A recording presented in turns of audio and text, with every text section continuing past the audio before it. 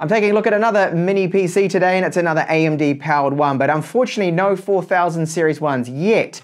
So this one here that was sent out to me to review is from MinisForum. It is their Desk Mini UM700 powered by the Ryzen 7 3750H with a maximum turbo of 4 GHz, and it does have the Vega 10 graphics with the 10 cores. So slightly more potent integrated graphics, and I'll be testing out the performance, gaming performance, in this in-depth review. So this model here comes either with 8 GB of RAM or 16 GB dual channel, which I have with this one, and 256 GB of NVMe storage. You can also get another model with 512 GB of storage. So it has gigabit LAN on here, 2 gigabit LAN ports. It can also run up to 3 monitors at 4K 60 Hz, and it does have Intel's wireless AX200, which is a very fast Wi-Fi 6 card. So inside the box of the UM700, we do have a little bit of paperwork. This is just a quick start guide outlining where everything is. And inside here, you'll see we have a very small power supply. Now this one is rated to 65 watts maximum, and it uses that infinity style connector there, the figure 8 connector. Very easy to pick up a replacement for that, or if you needed a different region, because this one is the European plug, as you can see that I have here. And we've got a VESA bracket in here, some screws, and our cables. So they have included smaller, shorter here DisplayPort cable and HDMI. And you can see there's the VESA mount bracket. If you wanted to put this onto the back of a TV or a monitor, you can do it with this particular mini PC. So we have plenty of ports with this particular mini PC here, and just like the other ones I've reviewed from MinisForum, they always tend to have quite a few on there. So we have a microphone, Type-C port, which is USB 3.1, display out up to 4K 60. I have tested this. And then we do have a power delivery supporting Type A USB 3.1, another USB 3.1 Type A. This is 3.5mm audio out with microphone support, a power button with a status LED behind it, reset button. And on the side here, this is just a vent on the left side. On the right side, also another little vent there along the bottom. And for our ports on the back here, we've got two USB 3.1s, HDMI 2, DisplayPort 1.4a. So both of these are also 4K 60 Hz. So we can run 3 displays, 3 4K displays, which is great. And 2 gigabit LAN ports right there. And then our power in. This is the exit vent, so all the hot air is pushed out the back right here, and we do have a Kensington lock slot. If you were going to be using this as a point of sale machine, this is great. That means you can lock it down. Now, the underside of this mini PC has the intake vent here, so you don't want to be blocking this at all. They've got rubber feet, 4 of them, just to hold it up a little bit, so most of the cool air will be sucked in from here, and a little bit from the sides, of course. The 2 mounting screws there for the VESA mount bracket. And then like the other models from them, you simply press down on the top of the lid here, and that pops up. This is the lid, which then gives us access to our internals. So if you were going to be adding a SATA 3 2.5-inch SSD or hard drive, it is simply mounted to the other side of the lid. You screw the 4 screws in, and here is the cable for it. Okay, they've just slotted it into the side there, and you can just pull this out and then connect that to your drive. So we have 2 SODIMM sticks here of DDR4, and this is 2400 megahertz, and they're 8 gigabytes each here. This particular model is a 16 gigabyte one, so we're going to be running dual channel RAM for maximum performance. Now they do have a heatsink over the VRMs, which is good to see, and a heatsink on top of that SSD. This one is 256 gigabytes. You can also get another version with 512, and you could even install your own SSD in this if you wanted to do so, of course. So very easy to upgrade this one. You don't really need to dig into the internals like you do with some of them. You have to remove everything to get to them. So I love this aspect about this particular mini PC. It's just so easy for the upgrades. And just under the NVMe slot, you will find our wireless card, which is an Intel AX200 Wi-Fi 6 card. So you can replace it if you wanted to do so. Looking now at our BIOS. So this one is open to us. We've got a lot of settings we can change in here. Under AMD PBS and CBS, there's a lot of different settings you can tweak here. Graphics configuration is one that I will be changing. This is the only thing here, is just the dedicated graphics to make sure that it is set to the 2 gigabytes, since I do have in total 16 gigabytes of RAM with this one. I want it on the maximum there just to help aid the performance later on when I do a few gaming tests. We've got our NVMe drive configuration, which is the Kingston right there, but there's nothing we can change in there. And I'll go through the speeds of that soon when I benchmark it. Now, under power management, there is a handy setting too that I will show you. So if you intend to run this as a server, file server, and when you lose power or you want to put it on a switch for a server, you can set this then to power on once it detects that it gets the power back. So your last state or when it's restored, it'll turn itself on automatically. So really, there's nothing else to show you in here. We've got our boot order there too as well that you can adjust, but let's jump into Windows now. On first boot of Windows, you are greeted with the following setup language packs that are pre-installed on their Windows 10 image. So this mini PC does run Windows 10 Pro, you can see here, and of course you need to run updates to get the latest security patches. And the device manager, just wanted to quickly show you a few things here. This is really only interesting one here. The wireless card is the Wi-Fi 6. Now that is located under the SSD. You can replace it if you wanted to do so. That's possible. Very fast card. And this one I'm getting around about 1.3 to 1.4 gigabits transfers. That's using it as file transfer. And if you've got a really fast router, you can get even better speeds if you're close to your router too as well. So faster than the Realtek Gigabit LAN. You can see they are both listed here. And the CPU, so showing up 8 times here because it's 4 cores, 8 threads. The Ryzen 7. Maximum turbo is 4 gigahertz. And this does have the Vega 10 graphics with the 10 cores. And I'll be testing out graphics performance later on in this in-depth review. Notice that the max TDP here is 35 watts. However, I did load up HW info right here, and you can see 15 watts is what they have set. Now, there are programs out there, software that can increase this limit, like Ryzen Control and other ones like that. So it's possible to boost this. But I'll test it out at their set default 15 watts. They probably set that for a reason, for the thermals, to keep it nice and cool, but I'll be monitoring that too in this in-depth review. So internal storage, we do have 256 gigabytes, of which you get about 202 free. So if you need more, get a larger version or upgrade the drive. It's an NVMe drive, so you can put up to 2 terabytes or even 4 and even 8 terabyte drives that you could fit in there. And we do have the 2.5 inch bay as well. So the speeds, they're okay. It's no Samsung 970 Evo, but not too bad here. This Kingston drive is getting decent randoms, good reads here and writes. It's just not going to be the fastest out there, that is.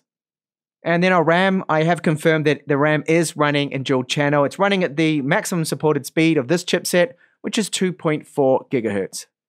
All right, so it has been a few days now, and let's take a look at the performance. I've run some benchmarks that I normally do.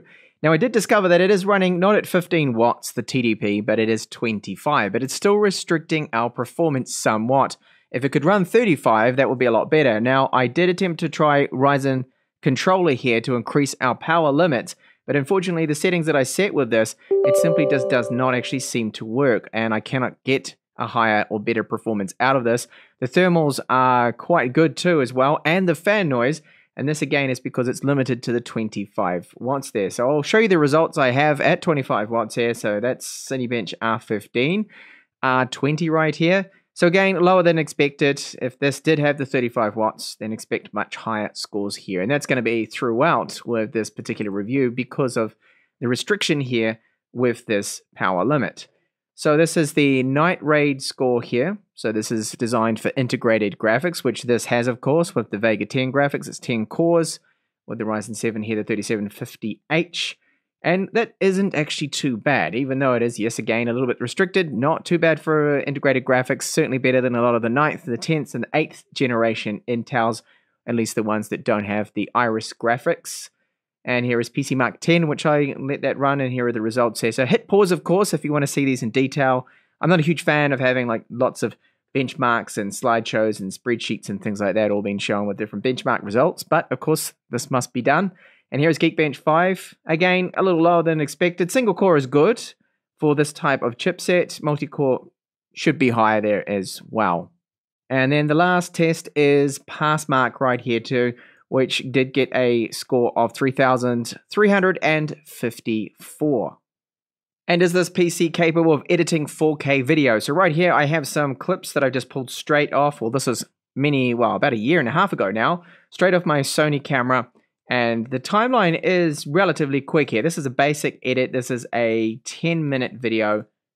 And it is quick here with the preview set at a quarter resolution here, the playback resolution. Now that'll play just fine without any problems. There's no noticeable delay in starter with that. But it can be a little bit slow here with the timeline. So this is a very basic edit, no color grading, anything like that. And what I will do is export it. We'll see how long it's going to take at the YouTube preset, 4K. And I need approximately 1 minute here of footage. And we'll see how long that is going to take. So this is 1 minute and there we go. 1 second. 1 minute, 1 second. That's more or less enough. And I'll just turn on the timer here, of course. I want to time that and export. So this should do it in under a minute or about a minute. See how long it takes. It's powering through this at 10% already on this export. Okay, so it is finishing up now, and I will hit the pause right here once that disappears completely. Okay, so there we go. About 1 minute, and you could say 6 seconds because there's a delay before I hit this start on this timer. So that's not bad at all for basic 4K exports with Adobe Premiere Pro. And now moving on to gaming. So starting out with the most demanding game really is Cyberpunk 2077. If you haven't played this game or you know about it, then I wouldn't call it super well optimized, but yes, it's very, very demanding. And you can see here that the Vega 10 graphics absolutely struggling. We have a choppy 15 frames per second here. So this title, even at 720p on the absolute lowest possible settings, is simply just way too laggy here. And I want at least 30, ideally 60 frames per second, but you're not going to get it out of integrated graphics here. So not good, this title. As expected, it's just far too demanding. And let's take a look now at GTA 5, and it should actually be a lot more playable. That game is a lot lighter. It's an old title too as well. This one, of course, being very, very recent. So a little bit of screen tearing looking around here. 48 frames per second, 44 and 40. This is now 1080p. This resolution I've gone with. And medium settings with the medium in the middle. The bars for the population density and the pedestrians and the view distance. Okay, and we're still in the mid-30s here, so this at least is playable. This older title here, GTA 5, looking very good. I'll just get out of the car again here. And not a problem. So it is able to play this title here playable. And as mentioned before, because of that slightly restrictive power limit, it should actually be a little bit better than this. But the Vega 10 with its 10 cores is handling this one really well. And Intel 9th gen, 10th gen, and even 8th would have about half the frame rate here, or at least 10, 15 frames per second less than what this Vega 10 is able to do. And the last title I'm going to test out here is Counter-Strike. So this I have set to 1080p. And on the lowest settings, just to keep that frame rate up, which right now is 60, around 60 frames per second, get up to 70, and the maximum will be in the 80s, which isn't too bad for integrated graphics here. So I'm just going to go charging in here. Oh. See someone through there, but hopefully get lucky and get a shot. Lucky shot, no. Oh, flames. I don't think there's anyone actually there. I know there is. Okay, let's just charge out here. Oh, he almost got me. And I got a kill. That's a bit of a fluke for me. 53 health left, though, only. There's someone hiding behind there. Probably. No. Okay, I'm on a roll here. Might as well continue on. Oh, there we go. Terrorist got the win. Okay. Oh, and he got me. And now focusing on our thermals, which are excellent, very good. So 75 degrees, 0.5 is the maximum it will get up to. I've not seen it go over this. This is gaming, benchmarking, stress testing. Won't go over that. And again, it's limited because it is only really reaching about 27 watts here, according to HW Info. Now, from the wall consumption, I have seen 37. 37, 38 is our peak power use. Idle is around 11 watts there as well, but very good temperatures. No issues with that. And the fan noise, very, very good. It is quiet. It hardly makes that much noise when it is stressed out gaming a little bit. very, very minor humming noise there, which is great. So this has probably one of the best fans I've heard recently on a mini PC. It's that good. And lastly, Linux Mint. I have tested this out, as you can see, and it does work just fine. This is their latest build, this one, which is 20.1. Detects the wireless, everything working, feels very quick and fast as expected. Linux is lighter and especially more lightweight than resource-intensive Windows 10 is. And on this hardware, yeah, it absolutely flies very, very quick. All right, so all up, this is an excellent mini PC. Great thermals, great fan noise. I do like the build, the design, the option we have of adding more RAM if you just got the 8GB version or even putting in that 2.5-inch drive. So easy, just to pop off the lid like that and you've got access to everything there, including the wireless card. So very fast wireless speeds. We've got the 2 gigabit LAN ports on there if you did need that. If you're going to be setting this up as, say, a file server or a router or something like that, then you can do that with this particular model here. Linux runs great on it, and overall it's quick, it's snappy, it plays all of the video files out there, demanding ones, so VP9, HEVC, high bitrate ones, 4K, no issues. The Vega 10 handles that great, and it handles a little bit of light gaming very well, as you saw, apart from really demanding AAA titles like Cyberpunk, which was, well, that was unplayable. It was choppy, 16 frames per second, quite laggy, but that's to be expected. But GTA ran well, and Counter-Strike as well. But there's really just one thing with this particular mini PC, as I mentioned a few times, and that is our performance is somewhat restricted a little because it's only running a 25-watt power limit, when the Ryzen 3750H, this Ryzen 7, can support 35.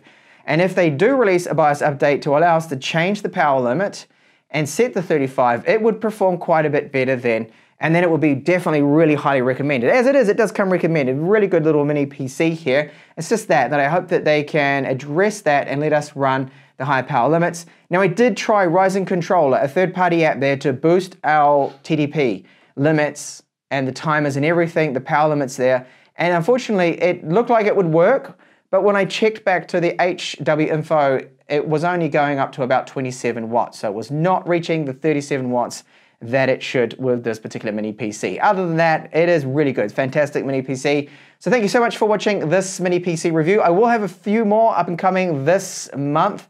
I have 2 more Intel mini PCs that I will be reviewing, and hopefully later on some 4000 series AMD ones that I know a lot of you are screaming out for.